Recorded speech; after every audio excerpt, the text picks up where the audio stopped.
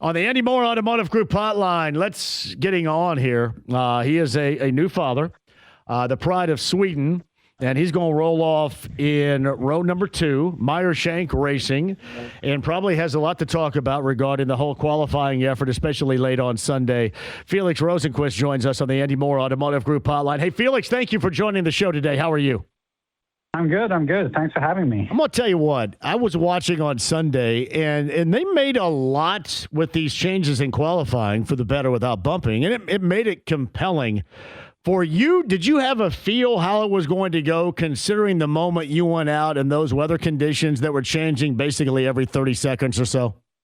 I think we had a pretty good idea. We have pretty advanced instruments these days to monitor the weather and stuff. But it was definitely a packed day. The fact that we missed Saturday and got it all in on Sunday was definitely great for us and the fans. But it was a long day. It was a long day in the office, and those runs feel like a lot more than 4 laps. It feels. When you're fighting the car, it feels like 400 laps sometimes. You just want it to be over with. But, it was a great day for us. We fell a little short in the Fast 6, but we were, fastest until that point. So we're definitely proud of the effort. Not sure exactly what happened in the Fast 6, but, glad we got it in and glad that everyone loved the show. Did you dig the format yourself? Did you like it? I thought it was cool. I kind of missed the bumping part of it, to be honest. I think that's a tradition, but it was nice that everything happened in one day. I'm not sure. I haven't watched it from TV yet, but I've heard very good things. A lot of people told me that it was like a better format. So I think whatever fans like, I'm all for it. But I think the bumping part of it is a cool thing. It's a tradition, and it makes it.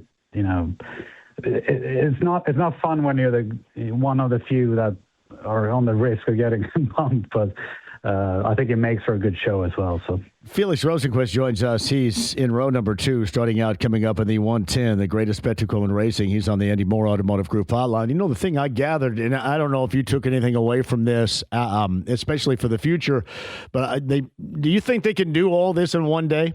Do they need to spread it out over 2, or do you like it when it's all the way that we had it this past Sunday because of the weather, all in one day? I think you probably need it to be 2 days. I think the fact that we got it in one day was just because we had to, right? Like with the weather being our enemy on Saturday, you just had to do it. But I think it should be like a weekend thing. I think it's the greatest qualifying event in motorsports, and I think it deserves a whole weekend, and at least having the wiggle room, if something happens, you can kind of push it to the next day as we did. So I still think we should have it as it's always been. Felix Rosenqvist joins us. You've been in America long enough to know, and you've probably heard this saying before, this cliche sports-wise before, is that, things you can't control, you got to push through and you got to play through it. Or in your case, you got to focus and drive through it, I guess. And, that's a common saying with things that are out of your control, to make sure you stay focused and not, kind of get all wobbly, all upset about something you can't control. But the weather, as you mentioned, absolutely everything that's going on, everything is coming. Does it make it difficult to stay focused on the things and not get angry about that thing you can't control in the weather? Because I'm sorry, being out there in that moment, I would have to think that would be virtually impossible not to say, well, I'm going to be hosed going out here right now because of the weather conditions.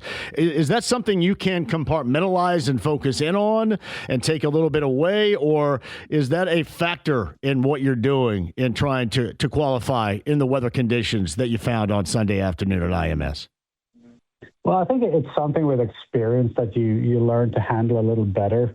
Because you've been in different and difficult conditions before. And to be honest with you, we all felt how gusty it was. And it definitely has an impact on the cars, but it has less of an impact than you might think. Like the general wind direction is what really changes from corner to corner.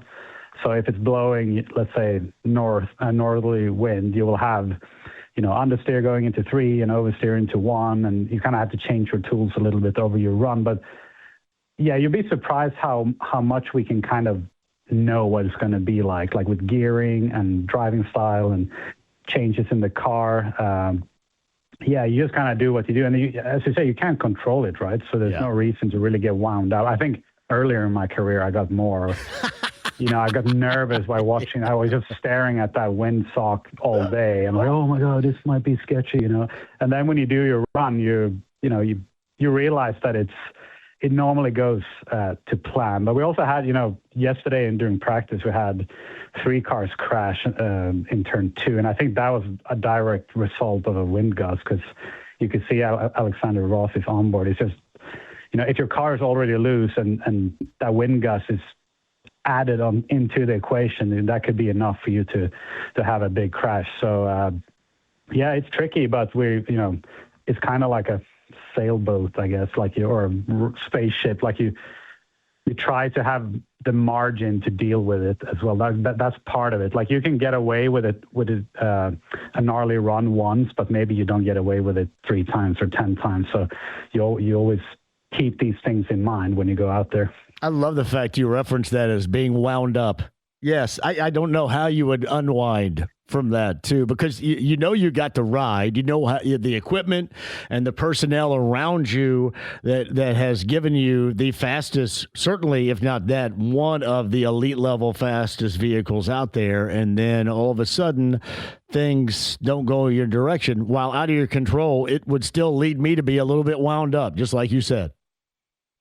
For sure, and it's as I say, it's kind of about trusting the people around you, and I get super annoying as a driver on days like this. I'll ask my engineer for the wind conditions and the track temperature and the ambient temperature every 5 minutes, and he's very patient. He's like, yeah, we've got 86, the track temperature is 108, the wind direction is 220 degrees, whatever. It's just a constant, because I want to be part of that. I want to know what difference it makes, and I want to be involved in that whole discussion. I think some drivers probably just trust, without asking, you just go out and do it. So everyone approaches it differently. But I think another aspect that is tough as a driver is when, on Saturday, when you're waiting, it starts to rain and you don't know if they're going to cancel it. You have that adrenaline built up, but then everyone starts talking about, am I cancel it? Am I not cancel it? And you start kind of losing that adrenaline that takes you through the run. So that's also a very tricky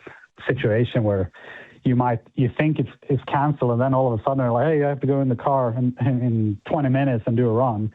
But that's something we face as IndyCar drivers a lot of time, and experience helps you to get through those times as well. It's Felix Rosenqvist joining us again, row number 2. How much confidence do you have in your ride and your team right now? And Felix, how would that compare to the level of confidence you've had with rides and teams in the past at the Indy 500?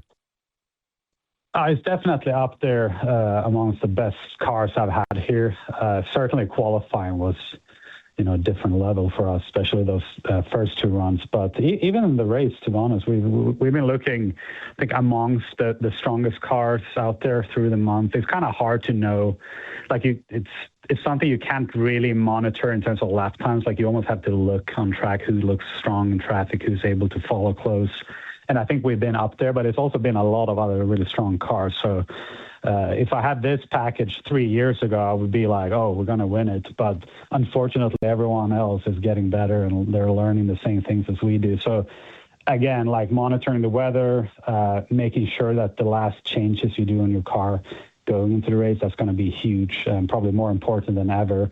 But we do, Meyer Shank Racing, I think our program is stronger than ever. Our pit stops have been really good this year. So I think we have all the tools. We have the starting position to go out there and do something special, but we're just trying to keep our head straight and one lap at a time, or one stint at a time at least. Look at that. That's maturation, and Felix Rosenqvist, kind enough to join us on the Andy Moore Automotive Group hotline. It's interesting. Week before last, I should say. So Morgan Wallen had back-to-back shows here, and of course, you're wheeling around in that vehicle. And I thought in night number one, because you were already here for the month of May, that maybe he's got a tradition where somebody walks out with him before the concert. I'm not really privy to his music. I don't know it too much. I don't know how much you know it or if you've even met the guy. But was that ever talked about when he was in Indy? Because it seemed like that it was a can't miss, you running out for him to prep for that show as what is tradition in night number one. Was that ever talked about? It actually wasn't. A lot of people asked me about it. A lot of fans came out. It's like, are you going to walk out with Morgan? And to be honest, we had our first baby on that very Monday during the GP weekend. And, yeah. So I think it was just like, I hadn't really been home much with my wife and our baby, and that was basically the priority at the time. But yeah, it's like he's extremely popular. There's a lot of people have been talking to me on the track, and they love his music, and they've been, asking if he's going to show up to the track, which unfortunately he won't. But I can definitely tell that he's one of the most popular artists we've been having the pleasure to work with Sirius XM in our car. No, it's that is cool as hell, by the way, too. I don't know where he might be on any charts in Sweden, but he here is, back-to-back shows at Lucas Oil Stadium was a pretty big deal, too. I don't know too much about him other than that people like him a great deal, and it's cool that is a part of your livery. And Felix, it's also cool in closing, you being a father. You got so many things going on right now. How do you remain focused? Because, that's a big deal as well, the biggest deal as well. How do you maintain your focus? I mean, it's the way I see it is, you kind of have to be full-on father when you're at home, and then a full-on race car driver when you're at track. And that was our whole plan. Like, it's hard to plan this, right? But she came a little early. We had to do a C-section, which actually made me have to do a lot more than I thought the first couple of days, because my wife was just in a hospital bed. Couldn't really do much. So I had to, all the diapers and all that kind of stuff. It was cool, man. It's a life-changing thing, and like those 4 days will forever, I think, be the best of my life. Just seeing that all happen. But I was also pleased with how it, getting back to the track already on Friday that week. I just felt like a different level of focus, to be honest. Stepping away from, being with her, with my two girls, and then coming back to the track. I just feel like I had, the speed was definitely not gone. And a lot of people say that, like, oh, when you become a dad or a mother, you lose 3/10 or whatever. And I would say it's probably the opposite. I mean, Alex Palou became a dad a few years ago, and he's been doing pretty well since. It seems like it's the thing to do. Yeah, it's interesting here in closing, Felix, is when you become a father, you had the focus and the motivation going, and that even adds to it now. You have even more motivation to do what you do at the highest of levels because of that. And maybe that's a motivation that you didn't really know you had or had the capability of until she appears and she's yours. Yeah. And that is so incredibly cool. It's really tough to come up with the words to explain how cool that is. That exactly. Like I can't even explain it. It's so incredibly, I feel so lucky to be able to, have her and to witness the whole thing. And I was able to be there because she was her due date was the 14th of May, which would have been a whole other story. So, it's the coolest thing. And I think it helps, as I said, hopefully you can, being a better father will make you a better driver as well, and vice versa. So, just trying to take it all in this month has certainly been something special so far. Yeah, well, make it even more special. This would certainly do it coming up next Sunday. Go get it. It's always a pleasure to have you on. And, again, congratulations to the addition to the family. And we'll check you out there coming up this weekend. Felix, thank you very much. Thank you very much. Have a good one. Yeah, Felix Rosenqvist right there. Meyer Shank Racing. And as you can tell, he's an awesome guy. It occurred to me as we were having that conversation that one of these days, when he accomplishes all that he wants to accomplish in racing, he's going to be in a booth someplace because he is really good.